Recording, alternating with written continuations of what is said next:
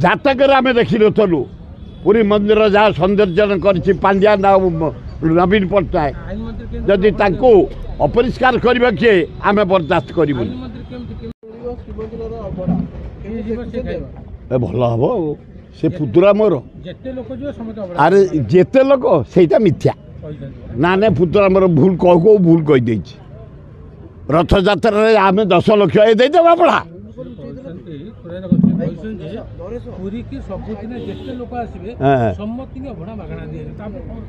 ନା ନା ମୁଁ ଯାହା ଭାବୁଛି ଏଗୁଡ଼ାକ ସୁଧୁ ପୁତୁରା ମୋର ଭଲ ଲୋକ। ପୃଥ୍ୱୀରାଜ ହରିଚନ୍ଦନ ଗୋଟେ ଫ୍ରିଡମ୍ ଫାଇଟର ଫ୍ୟାମିଲି ଜନ୍ମ। ତାଙ୍କ ଜେଜ ଜେଲ୍ ଯାଇଥିଲେ ରାଇଟର ଜଣେ। ତାଙ୍କ ବାପା ହେଉଛନ୍ତି ବିଶ୍ୱଭୂଷଣ ହରିଚନ୍ଦନ ଜଣେ ଅନେଷ୍ଟ ମନ୍ତ୍ରୀ ଅନେଷ୍ଟ ରାଜ୍ୟପାଳ ଅନେଷ୍ଟ ଲିଡର ଏବଂ ରିନାଉଣ୍ଡ ଲିଡର। ଅଭିଜାତ ଫ୍ୟାମିଲି ତାଙ୍କ ପୁଅ ପୃଥ୍ୱୀରାଜ ହରିଚନ୍ଦନ ରିନାଉଣ୍ଡ ଅନେଷ୍ଟ ଡାଇନମିକ୍ ସେ କହୁ କହୁ କହିଦେଇଛନ୍ତି। ପ୍ରତିଦିନ ପୁରୀ ଯାଉଛନ୍ତି 30,000ରୁ 40,000 ଲୋକ ସକାଳୁ ମାଗଣା ଦେଇଦେବେ। ଆଉ ଦିଅନ୍ତୁ ଦିଅନ୍ତୁ ଅଭିନନ୍ଦନ ହଁ ଦେଲେ ୱେଲକମ୍ ଅଭିନନ୍ଦନ।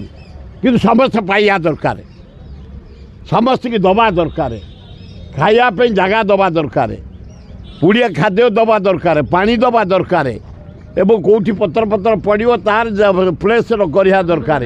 ତାକୁ ନବୀନ ପଟ୍ଟନାୟକ ଏତେ ଲିଟ୍ ଆଣ୍ଡ କ୍ଲିନ୍ କରିଛି।